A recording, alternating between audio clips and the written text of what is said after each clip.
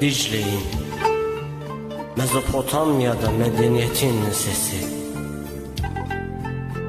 Selahaddin'in torunu, Şehzade'nin davası, Seyit Rıza'nın haykıran sesi.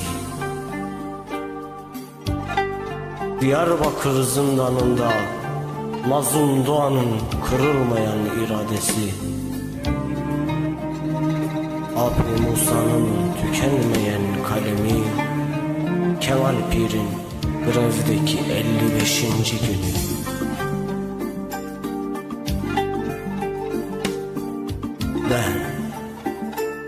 Ben düşmanlar arasında paylaşılmış, adı yasaklı bir ülkenin kanlı hatlarıyım. Yıkılmış, yağmalanmış köylerin sönmeyen ateşi, bitik sevdaların ağıdı, Dengvejler divanında elini kulağına alıp Hemona felaka mekhaine diyen Avdal Zeyniki'nin kanadı kırık turnası.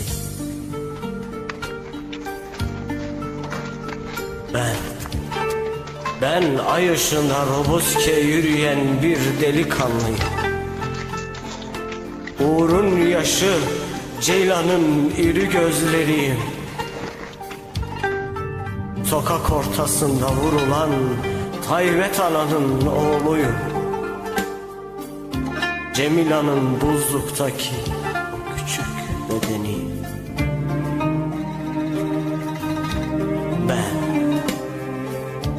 Ben Serhat'ım, Botan'ım, Garzan'ım.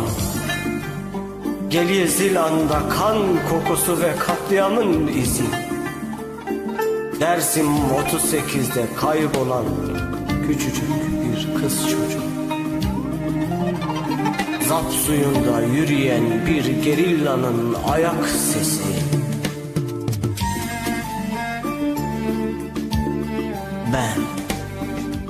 Ben Enfal'ım, Halepçe'de Bavu Behna Sevati diyen bir çocuğun son sözleri. Barzan'da diri diri gömülen bir gencim.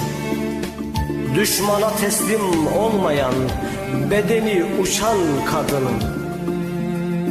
Roşelat'ta Ferinaz, Kandil'de Beritan'ım. Ben Rojava'da barbarlar üzerine yürüyen bir halk. Kobani'de Kanas Musa, Münbiş'te Ebu Leyla'yım. Düşmana ferman okuyan komutan Rojda Felat'ım. Beni hala tanımadınız mı? Ben Kürdistan'ım.